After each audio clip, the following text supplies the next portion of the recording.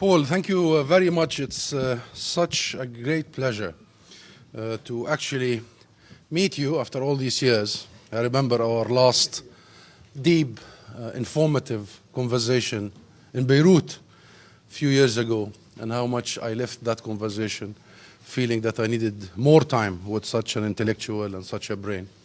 And also, it gives me a great pleasure to be here, to be back at the Middle East Institute, a place that I consider to be home to serious policy discussion.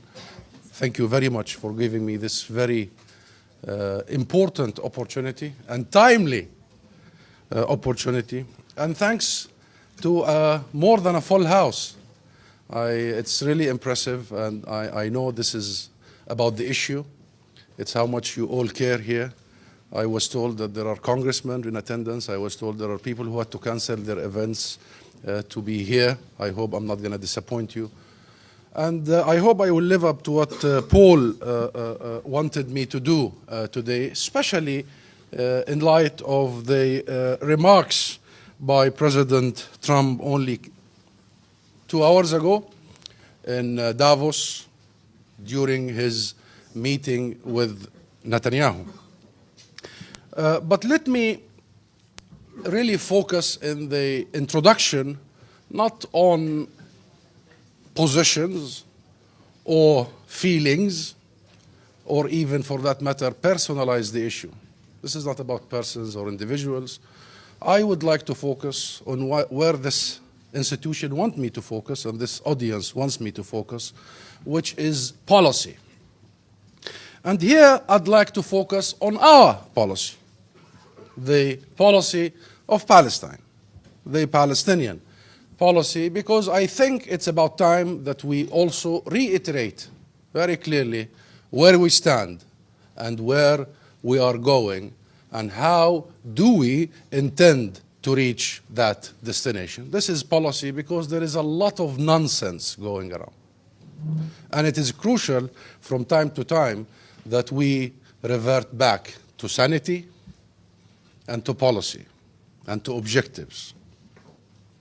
Now, let me state the following, just so we frame the discussion.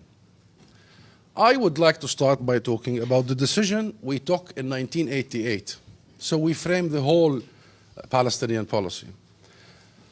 The declaration by the Palestine National Council on the 15th of November 1988 marks a transformation in Palestinian policy. That declaration was announcing an independent state of Palestine on the 1967 borders, with East Jerusalem the capital of the state of Palestine. Ipso facto, effectively, that declaration was accepting the Reagan administration and the international requirements on us.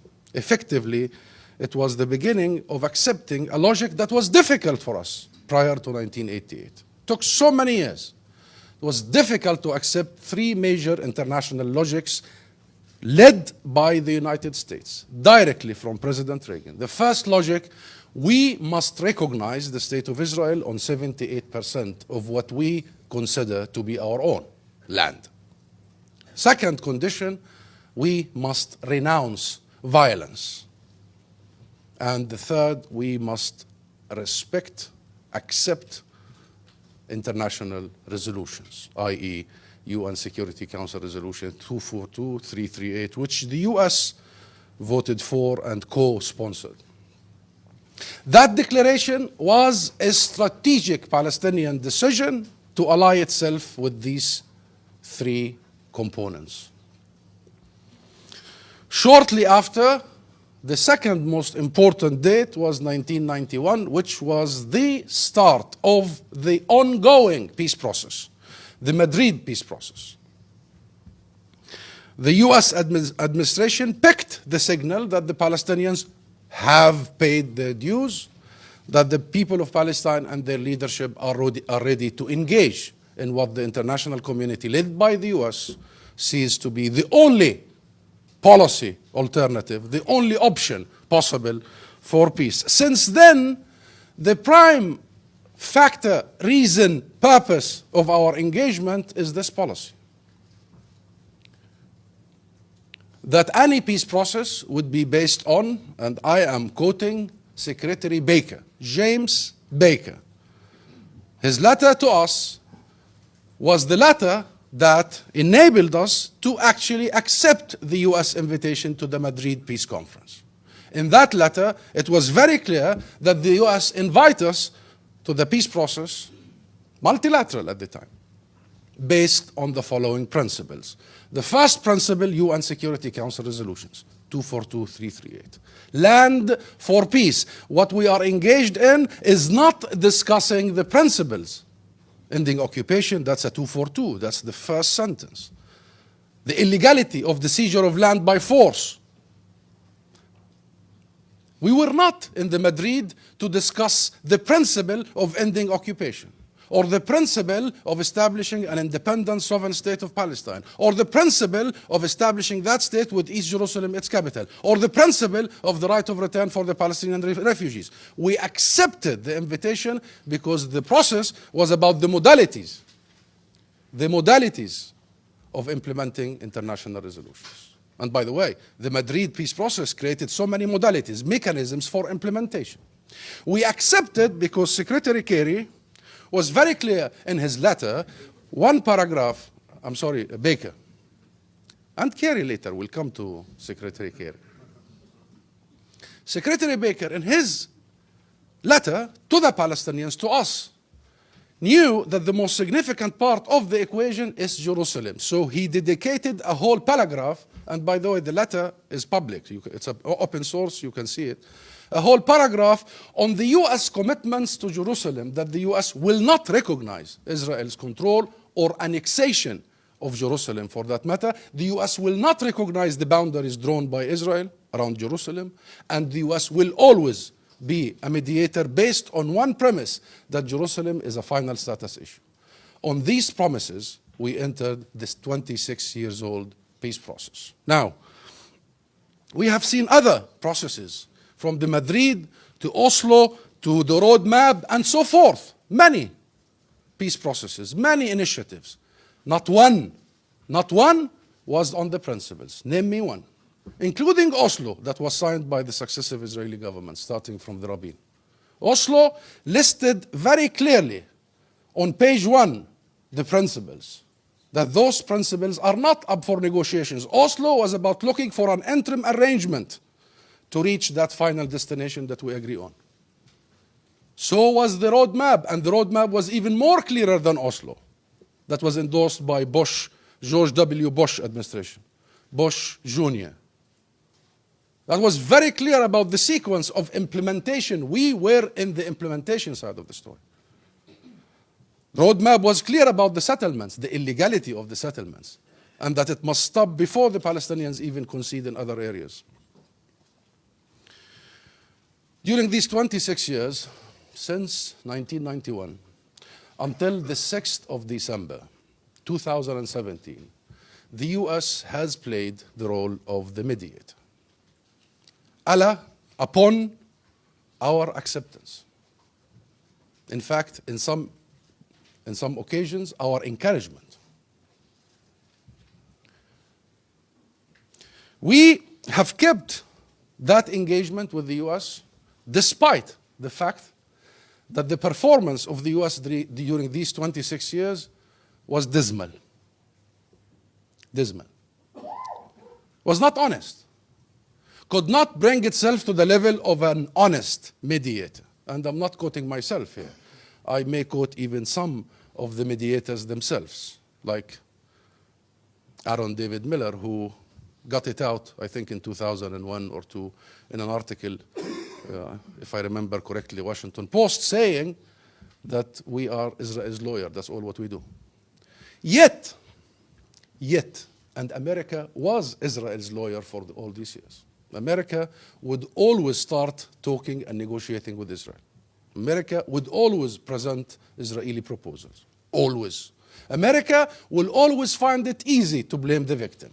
In all these major points of history, it was easy to blame us. Yet we kept firm in our engagement with America as the mediator. You know why? Because since 1991, until the 6th of December 2017, America did not change its policy.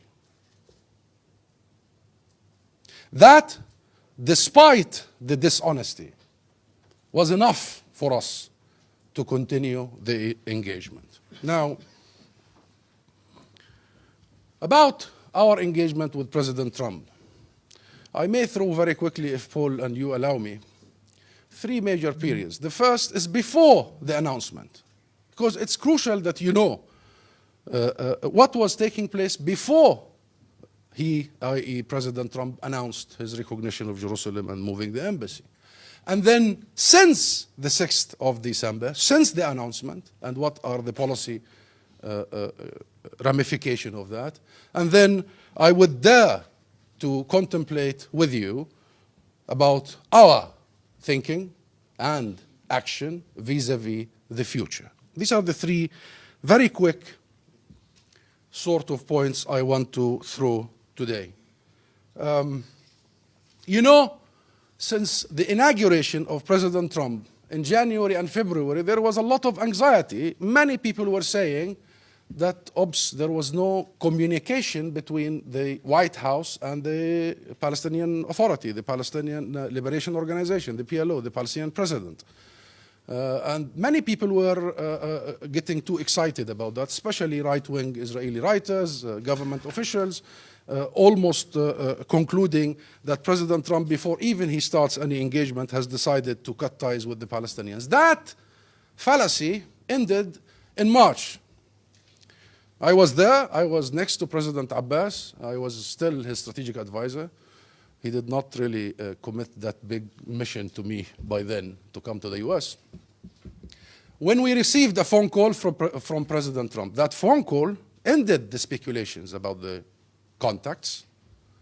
And that phone call got 3 main messages in it. The first message is that President Trump has been hearing great things about President Abbas from everybody. That he now believes that President Abbas is the man, is the statesman, is the one who actually has been committed and will be committed to a vision of peace. Second message he delivered to us on the phone, that he also wants to make peace. That he has been watching this conflict since he was a child, and that he thinks that it's senseless and it must end. To our absolute happy surprise, we were hearing the conversation. He posed a question to our president, and he said, Mr. President, I am going to intervene. I want to be a fair arbitrator. I want to bring an end to this. I want to present you, the region, and the world with what I coined the ultimate deal. Are you in? He asked. Our president did not blink. He said, yes, Mr. President, I am absolutely in. This has been what I have been looking for many, many decades. The third aspect of that phone conversation was, do you accept my invitation to come to the White House, Mr. President? I was sent 2 weeks after that conversation to prepare immediately for that visit by President Abbas. The visit happened on the 3rd of May 2015, and I am not going to quote what happened in that visit, but it was absolutely a success in every sense. Put aside all other issues, but as far as that engagement, as far as the discussion, the commitments, the chemistry, things were actually not bad. The instructions I received very clearly from my president, from my government, that you must avail yourself completely, totally, for positive engagement. Be prepared, be ready, be available. If you go back to all of our statements, including mine, up until the 6th of December, you will see how much we have put out there in the public, in the political sphere, that we see this as an opportunity. Despite all the worry, the concerns, we see this as an opportunity. Our orientation is towards peace. And if a US president comes and says, I want to make peace, we are there for him as a partner. We met him again in Bethlehem, shortly after, by the way, at the end of May, and then again in New York in September. And in the 3 meetings I attended with the President Mahmoud Abbas, I tell you, it was going from strength to strength, from good to better. In the meeting in New York, it was public. He said it to the media when we were sitting there before they left. I mean the media.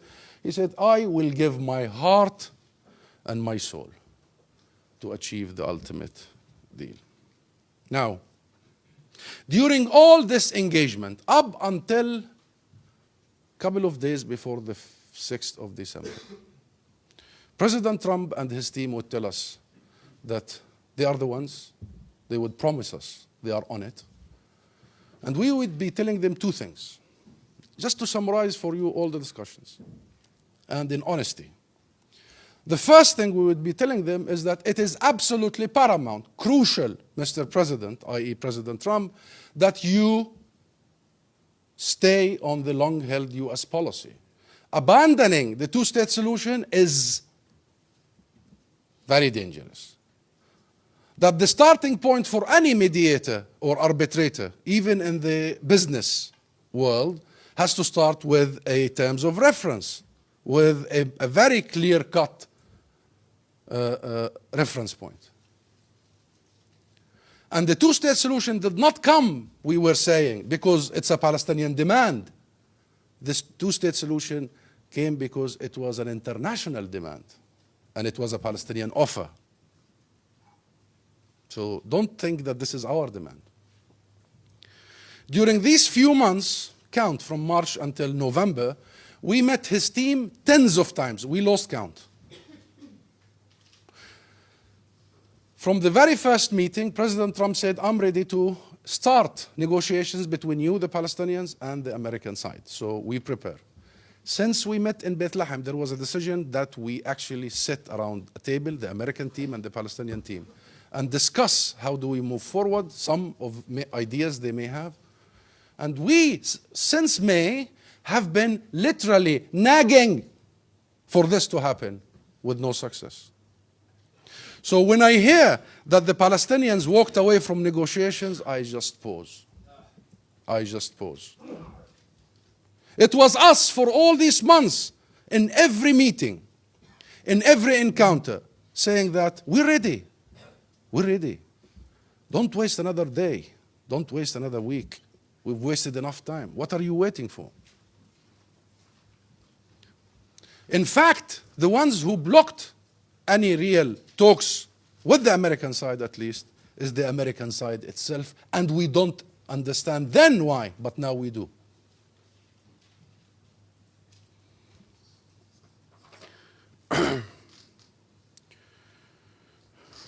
Now, let's move very quickly to the period. Why did we commit and continued engaging if there was no commitment to the 2-state solution in 1967? If there was no such a clear terms of reference, why did we continue engaging in the first place?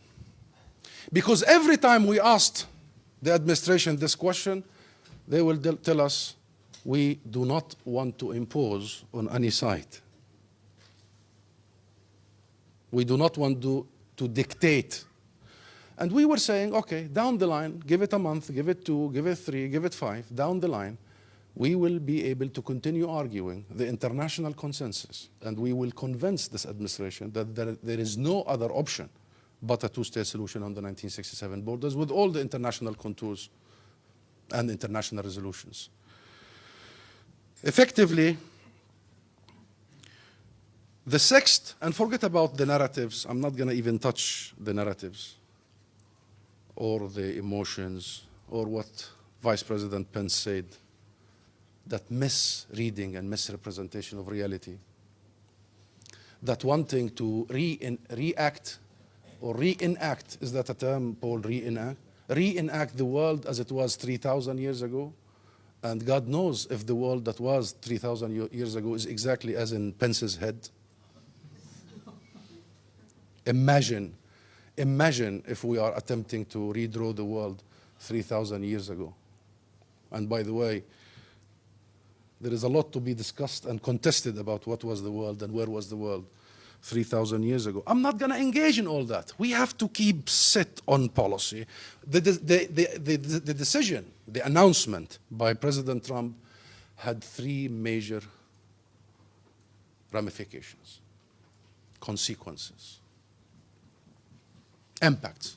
First, that was the goodbye kiss for the long-held U.S. policy. That set our hope for a return soon to the long-held U.S. policy with the UN Security Council resolutions, with a two-state solution on the 1967 borders, with East Jerusalem occupied and the capital of the future state of Palestine, with the settlement being illegitimate and the major obstacle and must stop and be dismantled. That was the goodbye kiss. Is that an English term as well? It's over. We were hoping of a return to the long-held U.S. policy. Anybody of us who were hoping so, that 6th of December simply dashed that hope. Second, President Trump reneged not only on the long-held U.S. and international policy, but reneged on his own promises. His own promises. I did not endorse the two-state solution because I do not want to impose. I do not want to dictate. I do not want to influence. I do not want to tell the two sides what to do. Then you come all of a sudden and you decide to take the heart of the two-state solution out. The core of all issues, the mother of all issues, Jerusalem. Unilaterally, on your own, without even having the respect of international relations to even consult with any party. Surprisingly, you turn, backstabbing, then you have reneged on your own promise. Then it doesn't make sense, neither your promise about not announcing the two-state solution because you don't want to dictate, nor you don't want to dictate. The third aspect of President Trump, he said it again today in Davos, which is simply predetermining the outcome of negotiations. He said it in his tweet. He said it today. Vice President Pence said it in the Knesset.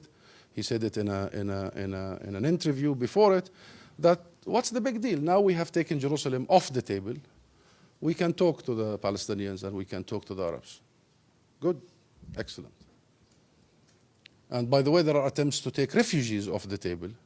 Attacking UNRWA is not financial. Let me confirm, this is not a financial issue. This is what Netanyahu keeps saying. UNRWA perpetuates the issue of refugees. So Netanyahu and his cause here, the pressure, thinking by dismantling UNRWA, you would dismantle the rights of 6-7 million people. A fallacy. Now, I'd like to mention what President Trump said today in Davos, and it's primarily four things. And then I move to the future. The first thing is that aid will be cut to the Palestinians. Let me say this to President Trump and to the administration. Our rights are not for sale. And this is not rhetorical. This is real. This has been tried so many times. When the trade-off is between legitimate birthrights of dignity, of freedom, of one's right to access his own land or resources, of one's right to be unified with his family, money comes number 20. The world must understand that equation. And if the choice, which is unfair, unprecedented, illegal, immoral, is between starving the people of Palestine and surrendering their rights, I tell you the people of Palestine will definitely not choose the option of succumbing to this unacceptable pressure. Live with it. Money does not work. Financial pressure and blackmail does not work when it comes to national rights, human rights, very basic individual rights. It doesn't work. It actually aggravates your dignity and your respect of yourself. Number two, Jerusalem is off the table, he says. Well, we want to tell him, President Trump, you did not take Jerusalem off the table, you took the table altogether. No Palestinian will ever sit on such a table. Read my lips.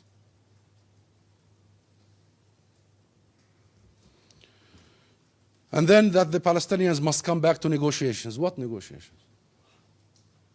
What negotiations? I want somebody to look me in the eye and tell me, what negotiations are we talking about?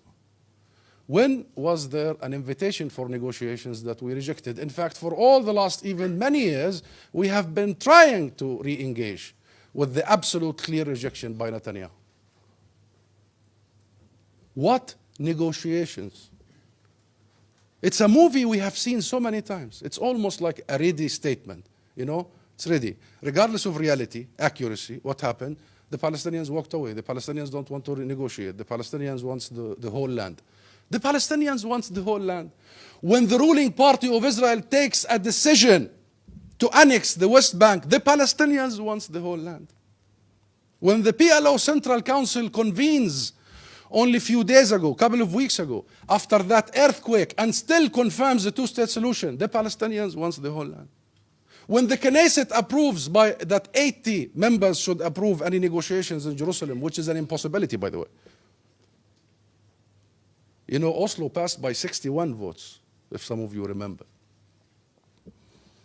Then you start the blame game about the Palestinians. Fine. If it's a blame game, bring it on. Bring it on. We have been there so many times. It's a boring movie. This will not move us anywhere, in any direction. It's better be a different game that we were hoping about and for. And the last thing he said, President Trump, is that he's doing that because we, the Palestinians, disrespected the US. No, Mr. President. No. We did not disrespect anybody. We only respected. We respected ourselves. We respected our rights. We respected our dignity. We heeded and respected our people, and it is our people that we are answerable for, not anybody else. The people of Palestine. The millions who have been there, waiting there for a chance for peace. The millions who wanted to see their kids have a different future. The millions who have put up an intifada after another, trying to attract the attention of the world. Those millions are the people we are answerable to, and we will respect them. We are answerable to them. They are our constituency. And guess what? We have constituencies, and we have politics, and we have public opinion. We have respected the long-held US policy. We have respected the international consensus. We have respected the majority of the American people. Because even according to CNN and according to all the polls, the majority of the American people, the bigger number of the American people are against the Jerusalem announcement. We did not do any disrespect, Mr. President. And I'm not going to say who has done the disrespect. We are not the strongest of nations, but we are hell proud as a nation. Proud, rooted. We know our rights, we know our limitations, and we know when to stand collectively and say no. Now, I'd like to very quickly go to the future and end here. Those who pushed for the Jerusalem announcement, and we see Netanyahu's fingers all over, look at him in the Knesset, look at him in Davos. He has a sense of triumphant, victorious, and I tell you, we don't understand victorious and triumphant for what exactly? For killing the only possible solution? For pushing us to the Armageddon and the religious fight?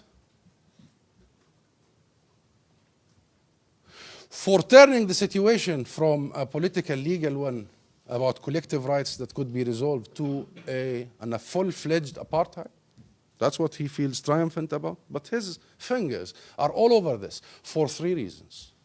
and regardless who he has used to pressure for this. The first reason is that Prime Minister Netanyahu wanted desperately, immediately, to preempt President Trump. Preempt. Even a discussion for Netanyahu and his coalition about a possible peace deal is not tolerable. They cannot tolerate it. Go see the coalition, and you will know the coalition will fall instantly if they even accept sitting on a political table. The second objective is to fire that lethal bullet at the very heart of the two-state solution. Netanyahu knows that Jerusalem is the heart of the two-state solution. If you want to kill it, aim there. Aim there. And Netanyahu is not just in private conversations, he's public about the two-state solution. I think this government sees the two-state solution, the international contours, the consensus, all that we have known to be an existential threat for the Israel they want, the Israel they know.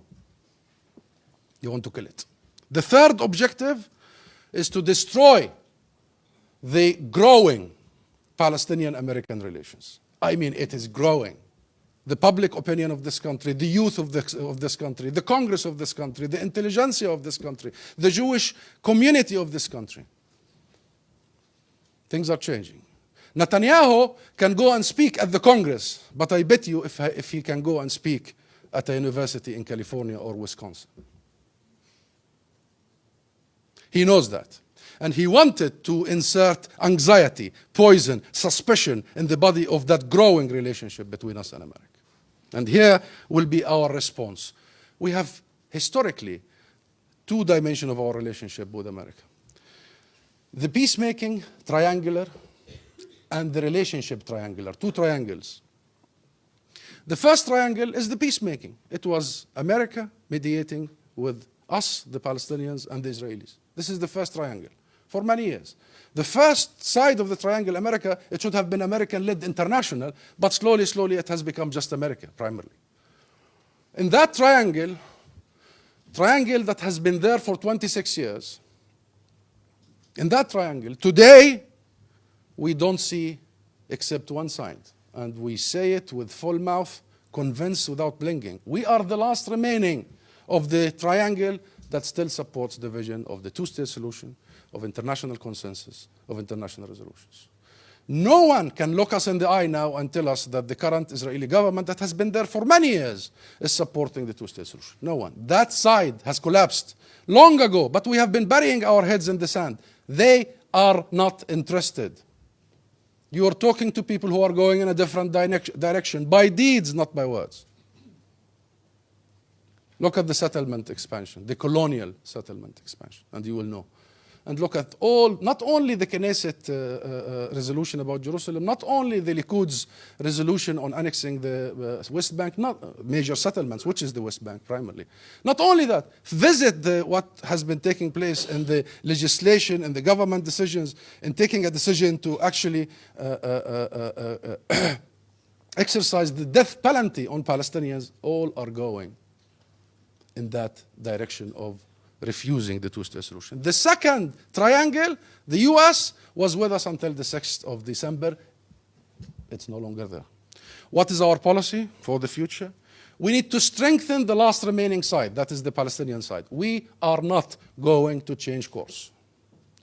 Even if we are the last samurai, we believe that international resolutions has not come for no reasons. It has been a result of many decades of suffering and blood on the both sides, and we want to clinch into our vision of a solution based on the 1967 borders and resolving all our legitimate issues, including the issue of refugees, the right of return, according to international legitimacy.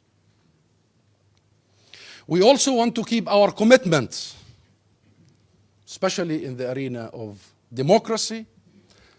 And there is a lot of work, some setbacks, but I think the reconciliation process is still going with so many difficulties. But I have news for you. We are not going to budge on this, no matter how difficult it is. And we are hoping that 2018 will see Palestinian national elections. There was a decision in Cairo between all the factions to convene elections by the end of 2018. And we will not change our commitments of our institutions. No one leading this fight would dissolve itself. We are dissolving nothing. We are building, and we will continue building. And we will keep our commitment to nonviolence. That is now not only political, it's religious. And we will be the last clinching in international legitimacy and international resolution. Yes, there are 86 UN Security Council resolutions on Israel-Palestine unimplemented. 86. All calls for Israel to withdraw from the territories it occupied, all calls for the settlements to cease, it's illegal, including one that passed only 1 year ago, December 2016. 2334, clear cut.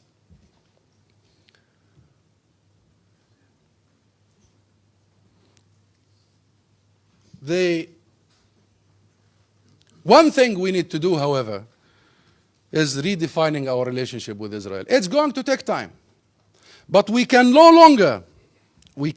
longer accept the logic that our engagement with the current Israeli government is really leading us into a solution. We have to redefine our relationship in every sphere, not in a reactionary way, but in a way that will take us into a different place. Today, the status quo is very comfortable for the occupier, in every sense. And I'm not going to quote the council, the PLO council resolution, about conditioning our recognition of Israel to that of a reciprocal recognition, about ending the interim arrangement given that Israel is not respecting any of it, about all the issues that was listed. Without quoting them, I am short of time, because I want to very quickly end with talking about the second triangle, which is our relationship with America. It has a bilateral component, our relationship with America alone, and separate of anything else. You know, there's a relationship. It's historic. And it has been a very strategic relationship, a great deal of investment. The US skin has been in this, and our skin.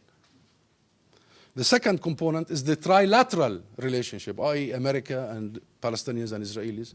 And the third component is the multilateral, i.e. America's contribution to UNRWA, America's voting in the UN, all that. While we see the trilateral now to be off the table, that's the only thing off the table. We are keen to not only maintain the bilateral and salvage the multilateral, but strengthen them.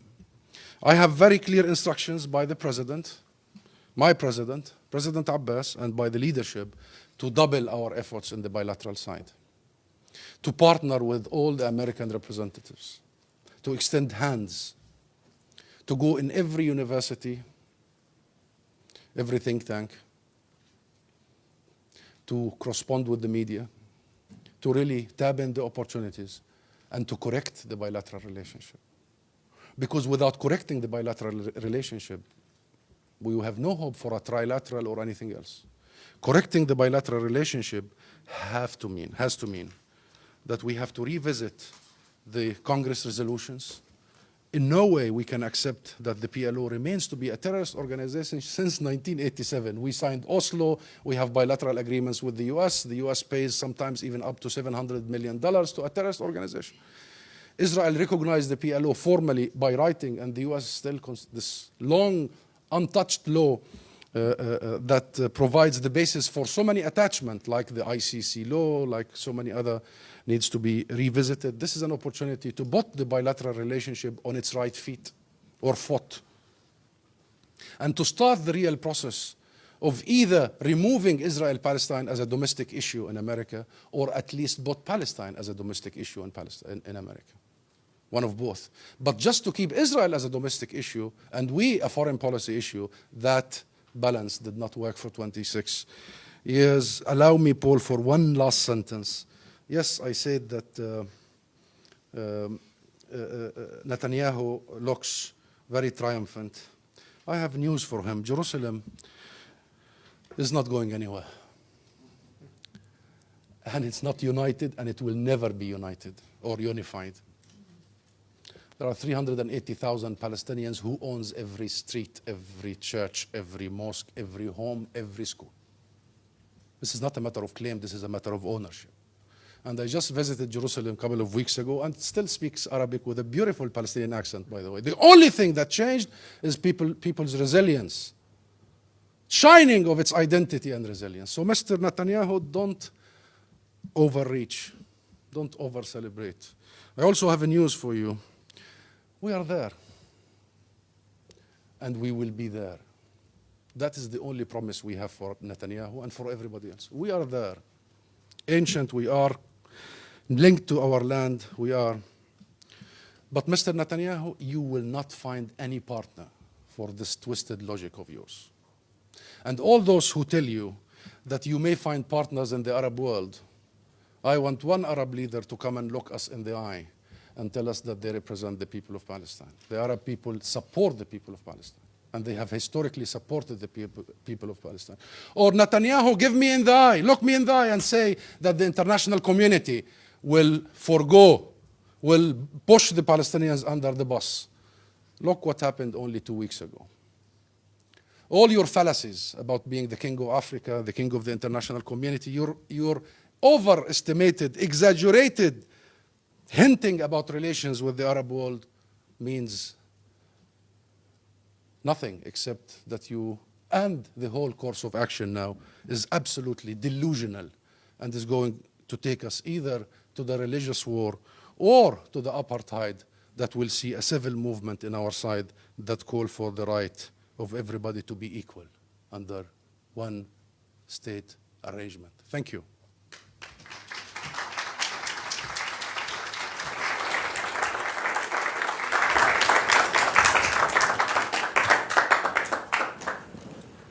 Sam, I think you have to turn on these microphones.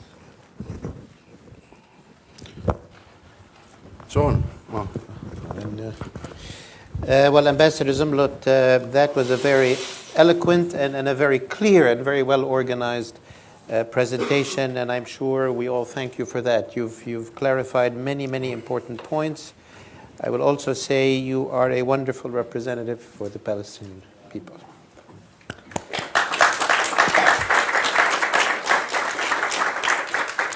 I'm just going to ask a couple of questions because time is short, and then we will go to the audience, so please prepare your questions. I want to ask about whether there was, among the U.S. negotiators you met with, at any point a plan B that they were floating, either directly or indirectly. We hear about that, and that there was an attempt to float an idea of a different two-state solution, capital of Abu Dis, forget Jerusalem. Is there any reality to that? You didn't mention it. You mentioned sort of a very positive progress in the early months of the Trump administration, and then a sudden decision of December 6th. Is there anything that we're missing in that story? I will give you the long answer. No. That's a long answer, really. That no. It was not... no, yeah. There was no plan A to start with, to have even engaged in a plan B. There was no. The only time that I was quoted without my consent is a brief with the U.S. media in August, and the Washington Post quoted me saying, that was as early as August, I don't know where the hell they're going. And then that caused a great deal of... no, there was no plan A, there was no plan B. The only thing we were discussing is an ultimate deal that soon will see the parties engaged with the U.S. to try and shape it. Neither we engaged to shape it, nor we heard anything substantial. Mm-hmm. Well, let me ask, you mentioned a bit at the end the word about sort of living together in one state, what's sometimes called the one-state solution. You also hinted towards the end, and I know that time was short, that you have to figure out a way how to deal with Israel, engage, since there really isn't a peace process towards a two-state solution. You also mentioned that in the relationship with the U.S., there's a relationship with this government, but there's also the bilateral relationship with people and the society and the universities and so on. I want to ask about the Palestinians' relationship with Israel, with Israelis, other aspects of Israeli society. Any idea, if it's not a two-state solution, what is the path forward for Palestinians' approach to Israel and Israelis? Remember the triangle I was talking about, and I only had time to talk about our own commitment and work in that triangle, because we have to work it up again to create another triangle. But the triangle now needs us to realize that the current government cannot be partner, and therefore we have to go straight to the people in Israel. And this is exactly one of the major policy instructions the president gave in the PLO Central Council.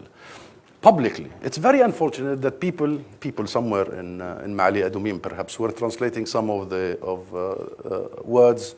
Many were lost in translation.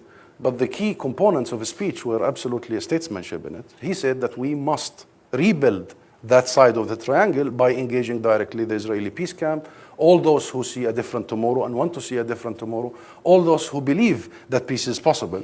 And I think, not only I think, he gave instructions live on TV to key leaders in the council, including the head of the PLO committee to engage the Israeli society by the name of Muhammad al-Madani. He named him in the council in that public speech, and he said, you treble your efforts, you go, you have the legitimacy and the support of this house, the support of the leadership. That was also legitimizing the work of that committee and giving it a national political support and cover, because you know how complicated the matter is. So yes, we realize we have to engage the Israeli public much more. And there are so many opportunities. And you know, the Israeli public, we saw the demonstrations against Netanyahu recently in the last few months and weeks about the corruption charges and all that. And many Israelis are fed up with this style of governance.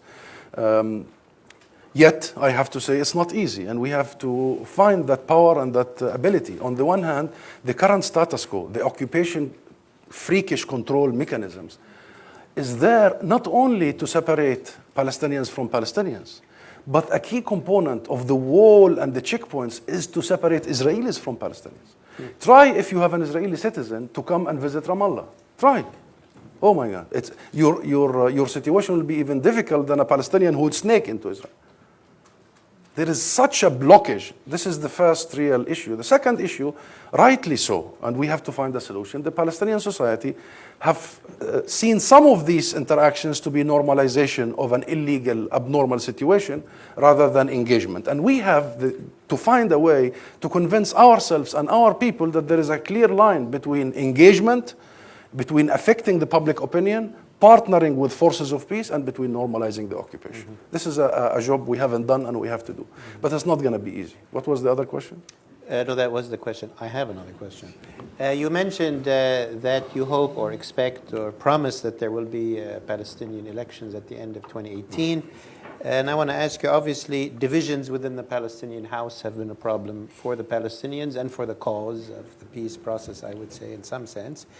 Issues of governance itself, whether on the West Bank and others, and the future of President Abbas or the presidency. So tell us a bit about how you see the future of the Palestinian House, as it were. You mentioned it. And also, since you did mention Egypt, if you would mention how you see currently the relationship between the Palestinians and their Arab partners, friends. You mentioned Egypt. Could you mention Saudi Arabia, Jordan, any other players that have been active? I did not mention Egypt. I mentioned Netanyahu's fallacies about the region. But the relationship between Egypt, Saudi Arabia, Jordan, and what have you, and the issue of Palestine goes beyond politics, by the way. Mm-hmm. Paul, nobody knows this more than you. Goes beyond politics. And, for us and Egypt, it's not just a matter of borders. It's also a matter of national security doctrine. I mean, for us and Jordan, without a state of Palestine, and I can speak on behalf of Egypt, and I see Egyptian diplomats, very senior, and my friends.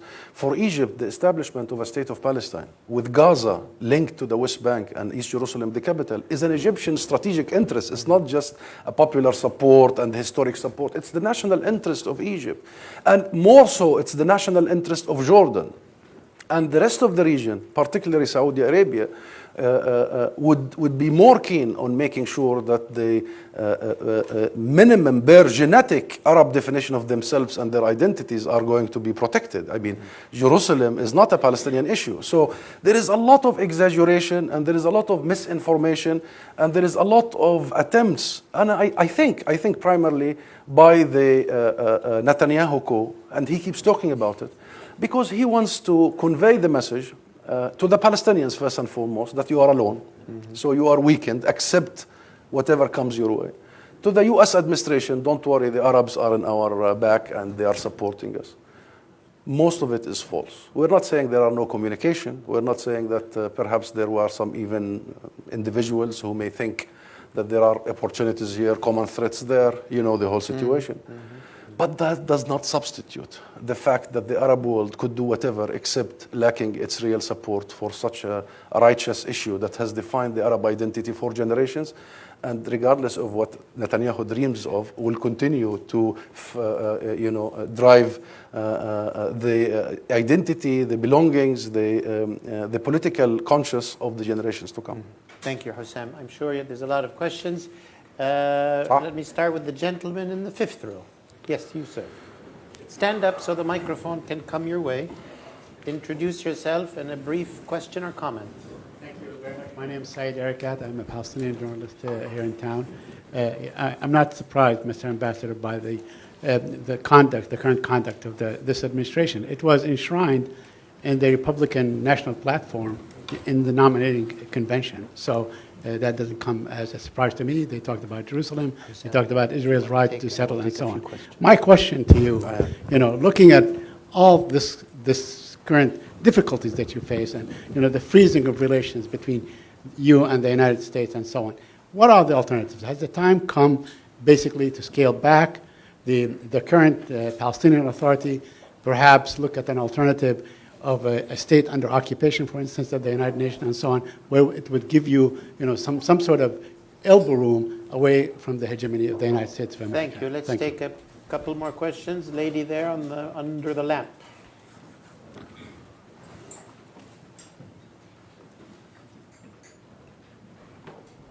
Hi, thank you, Rachel Oswald, Congressional Quarterly.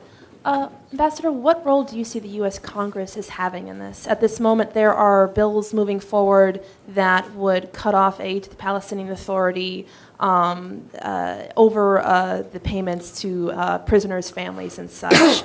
Has the Congress any room to play a positive role, do you think, given the historical trajectory of the Congress? Thank you. The lady in the second row. And then there's a lot of fingers up. Good.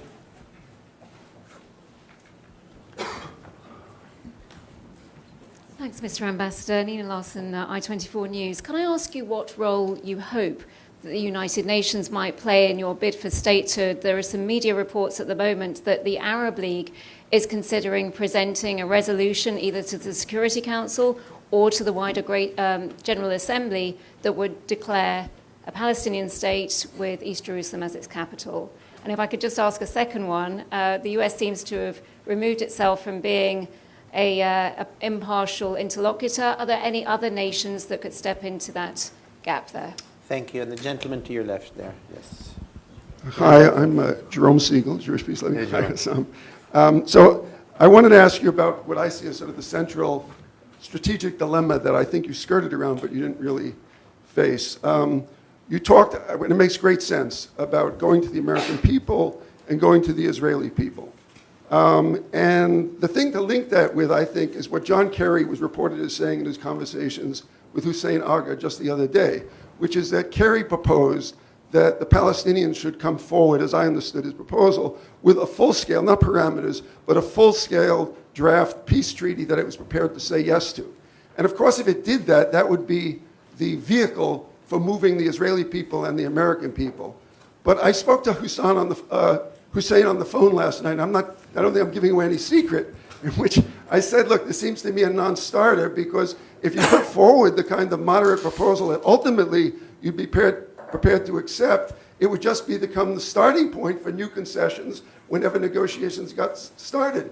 And he said, yeah, of course, that's the case. So the question to you is really, how do you resolve this? Is there some vehicle whereby, in some way, the Palestinians, through the PLO or the State of Palestine, can actually say yes to something that is unambiguous, not parameters, not API, and so on, but something closer to the Geneva Initiative, 100 pages, where it would say yes to something, and then it would bring that to the Israeli and the people and the Palestinian people, and use that again and again and again, until finally what would happen is that you would win the majority of both peoples. But how can you bring that about? What's the instrument?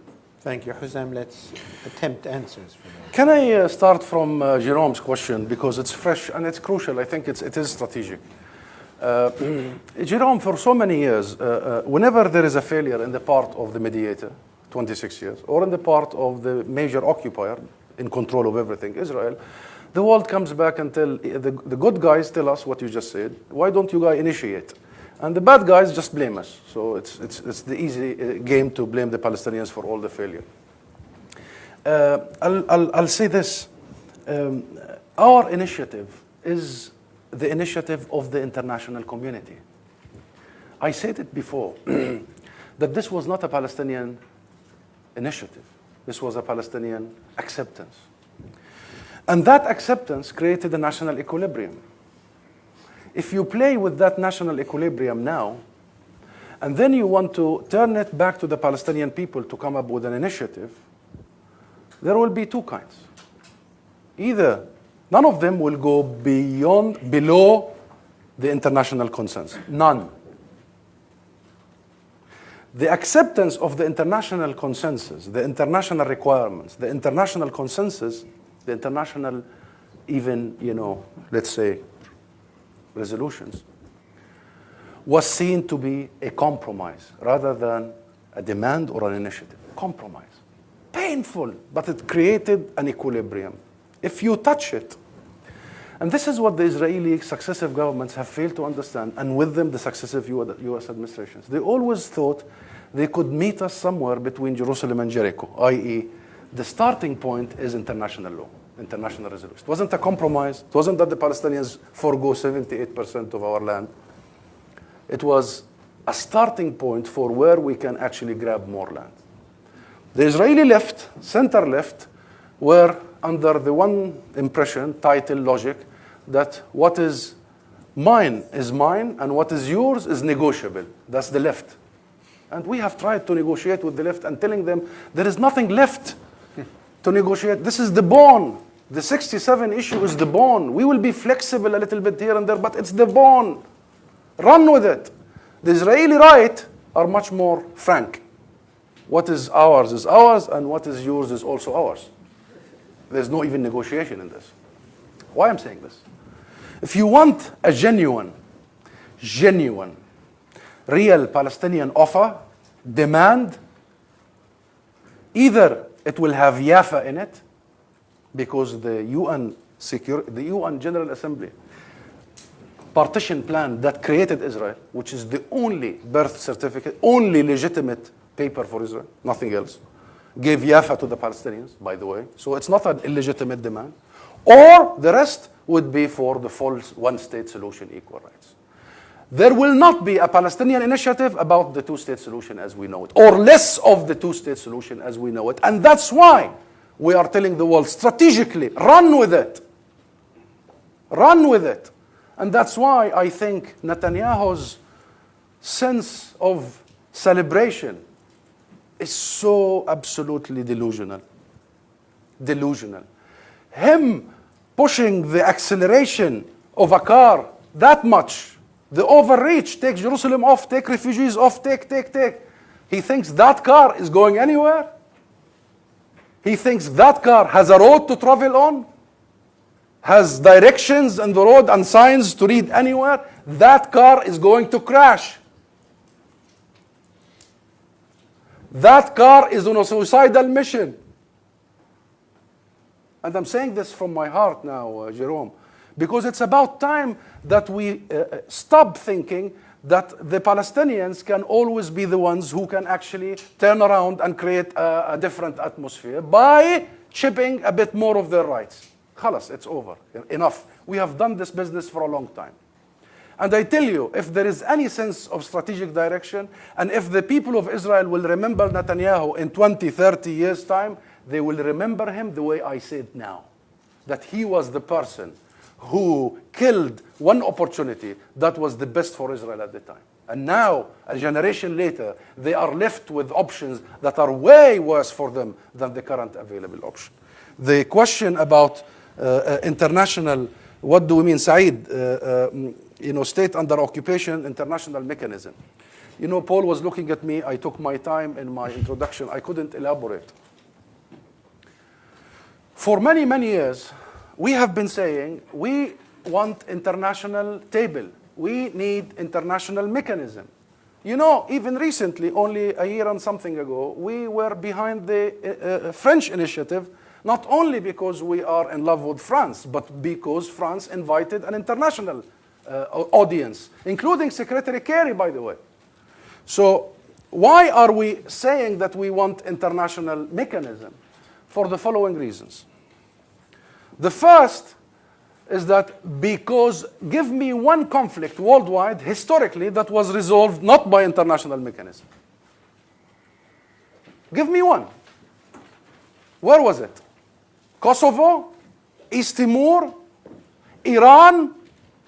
You know why the Iranian deal is still holding until today? Because it's not bilateral, because it's multilateral. We were made the exception for all these years, for all these decades.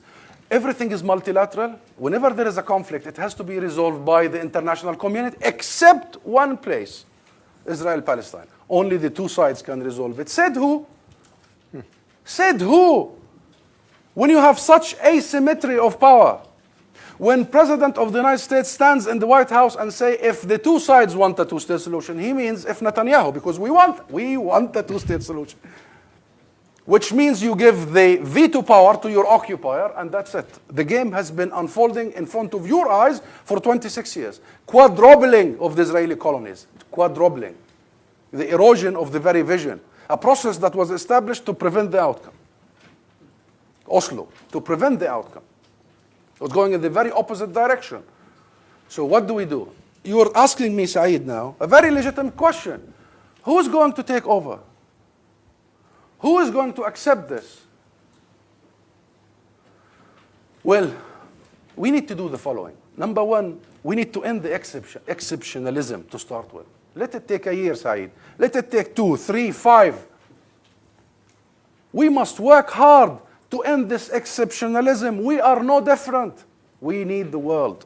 We need international legitimacy. We need international sense. We need international politics. We need international guarantees, not only for the security of Israel. Our security is also infringed upon. Number 2, quote that, Saeed, please. A no process is better than a bad process. A no agreement is better than a bad agreement. Are we clear here?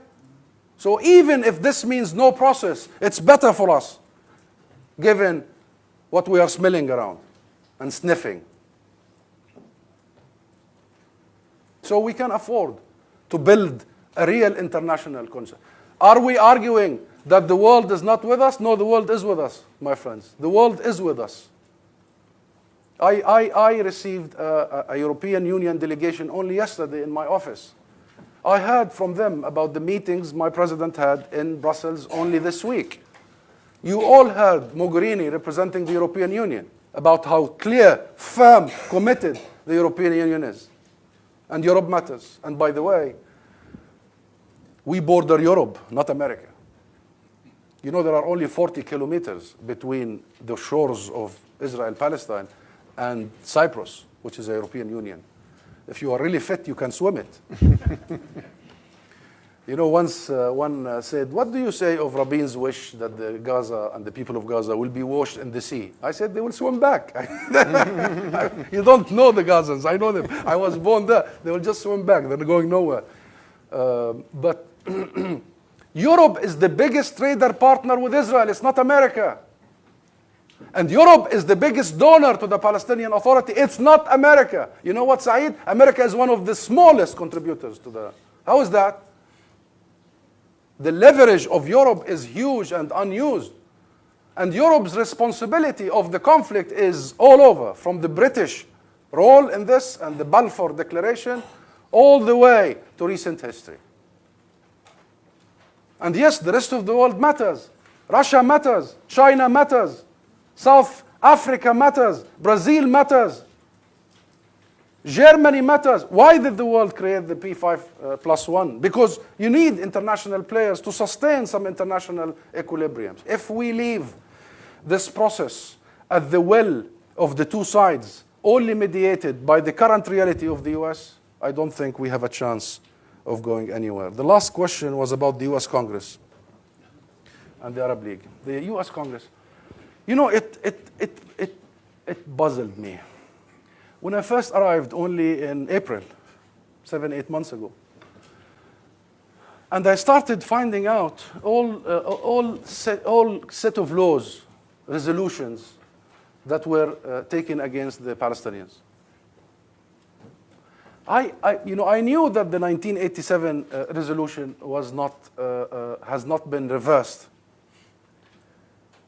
that the PLO is a terrorist organization. But then when I started some of the text of the amendments that were introduced, like the ICC law, if the Palestinian, the PLO or the PA take any steps or encourages going, I don't know what encourages means. Yeah. Maybe I'm sitting here now with Paul, like my president was in the UN General Assembly, and one of my blinking would be encouraged. It's not legal language. Encourages going to the ICC, their office in Washington would be closed. It was almost closed, by the way, as you may remember. And their office will only open if the US administration, the US president, certifies that the Palestinians have entered with an ED, not entering or about to enter, have entered into negotiations with Israel. That's the law.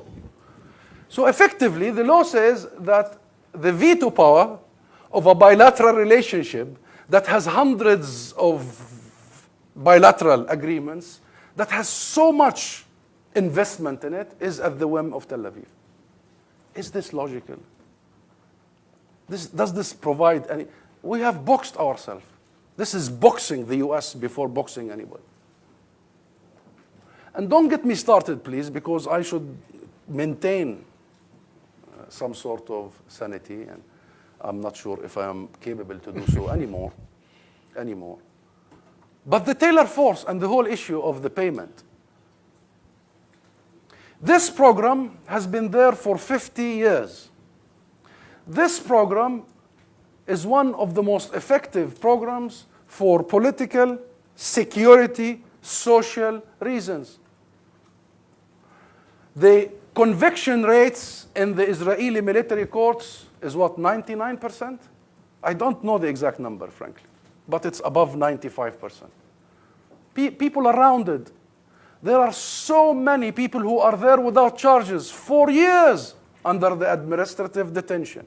400 children are Israeli. 400 are Israeli jails, including Ahad Tamimi that you saw right live on your TV sets. And Ahad is not even the youngest child. There are 12 years old interrogated. The majority, according to UN reports, the majority of people who are killed in this conflict are innocent victims. Who cares for their families? Who takes over after their breadwinner is buried 6 feet under the... We don't pay for the people who are killed. You know that. We don't pay for the people who are rounded. They are behind bars. We pay for the kids to provide for them a different future, to be able to buy a small laptop so they learn how to craft a different and better future. And we will not budge about that. Our commitment to those people are firm. Let the Congress discuss whatever they want. Whatever they want. I landed here, and that was the whole discussion. And I met all the leaders of the Congress, right, in the Senate and in the House, including the key people who are drafting this and pushing for this. And we said, you are misinformed. This is a Netanyahu fight to derail, deviate, distract. This is the old movie. It's boring that the Palestinians aid terrorism. We don't. Listen to your own establishment and security apparatus, the American. We don't. This is the timing of it is to derail even the Trump beginning of thinking about a peace agreement. Don't heed these political, devious agendas. And even if there was a mistake committed, an issue happened with an American citizen in that unfortunate situation, regrettable, condemned, that was killed. You propose a bill to cut all aid on an entire situation of stability. So the Congress for many years was never the solution. The Congress for many years was actually the problem. And to tell you the truth, we see opportunities now that things have become very clear to the Congress that all these resolutions have been triggered. They are being triggered. And they will be causing a lot of damage. We are hoping that this will create a different engagement with the Congress. Believe you me, without the Congress being in full support of the US long-held policy of a two-state solution on the 1967, the US cannot continue on that path. And you are right. We are also to blame, the Palestinians, for not engaging the Congress more, for not engaging the public more. And we intend to do just that. The question, I'm sorry, I went on about the Arab League. Yes, there are decisions by the discussion. There is a special committee that was formed by the Arab League. Foreign ministers of that committee are convening. Several options are on the table, one of which is going to the Security Council to actually attain the full membership for Palestine as a state. And for moving forward, the Arab thinking now, the Arab League thinking is that we need the Security Council as the multilateral forum. And even if the US continues to veto that, we should always refer and revert to multilateralism. Remember, the US did veto our resolution just before the General Assembly, right? But it's crucial for us that 14 hands raise and only the hand of the US ambassador to the UN, Nikki Haley's, alone. Among her own allies, Britain, France, and what have you. So even if that door is not open, we will try to open it again. What are possible roles for? We do not want to replace the US with Europe. We do not want to replace the US with China or Russia or Africa, South Africa. We do not want to replace the US with another one player. We want to replace the old process with a multilateral process where everyone is on the table. Everyone on the table. And everyone contributes according to very clear-cut international line. And everybody contributes according to international obligations. The US payment, the US contribution for the last 50 years to UNRWA is not a bilateral issue. They're not paying to the Palestinian Authority. This is the US international obligation. The US participated in shaping and endorsing the resolution that formed UNRWA in the first place. So we are not talking about a substitution of a country to another country.